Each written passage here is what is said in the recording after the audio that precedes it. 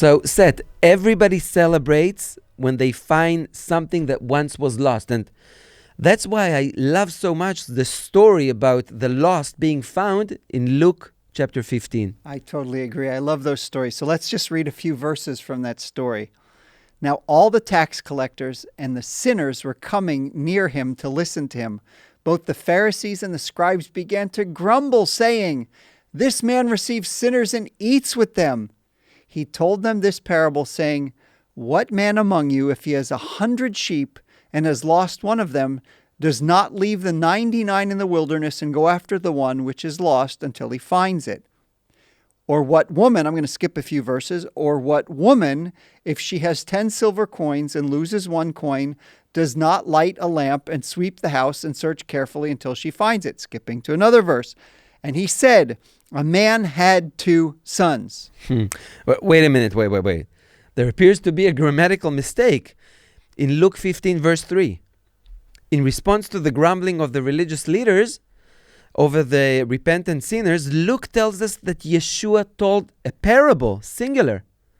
But then, if I'm reading it correctly, he goes on to tell 3 different stories. A story about a sheep lost in the wilderness, a story about a coin lost at home, and the story about 2 brothers, a younger brother who was separated from his father into a foreign land, and an older brother who was separated from his father at home. So what's going on here? Well, actually, there's no grammatical mistake here. You actually nailed it. This is Luke 15. These 3 stories actually function as Yeshua's one parable, and they have to be read together, okay?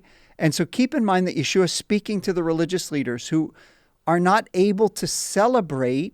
They're not celebrating the return, right, of repentant sinners.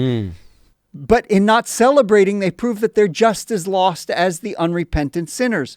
The point of the parable is that lost is lost. And lost is lost whether somebody's lost in a foreign country, and lost is lost if someone's even lost at home. The sheep and the younger brother are astray in a foreign wilderness. They're both gone. The coin and the older brother are also lost, but they're lost at home.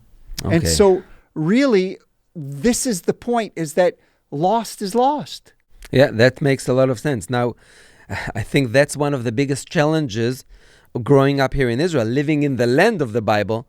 You know, we can easily confuse between keeping a list of rules and knowing God personally, just like the older brothers in Yeshua's story. And in my experience, it's much easier to speak with people living in an open rebellion to God than to speak to religious people that keep every single law. Even though religious people keep the rules, they do not have a personal relationship with the Father. So just like the older brother, they're still lost. They're very much lost at home. Yeah, so what's interesting and what's sad is that the older brother in the parable doesn't realize he's lost. And he even says to his father, "I slave for you, and you've never done anything for me." But that's the point, is that he's in that sense, he's lost at home. But here's also the beautiful thing about this parable. In one sense, it's a rebuke of the religious leaders who are not celebrating the return of repentant sinners, but it's also a compassion for the religious, that God wants to celebrate their return as well. God wants to celebrate finding all the lost that are far away and the lost that are home. So let me just conclude by actually reading the joy of the woman finding the lost coin at home, okay? Here it is.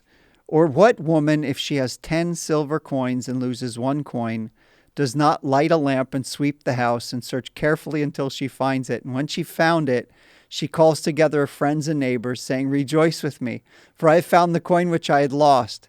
In the same way, I tell you, there is joy in the presence of the angels of God over one sinner who repents."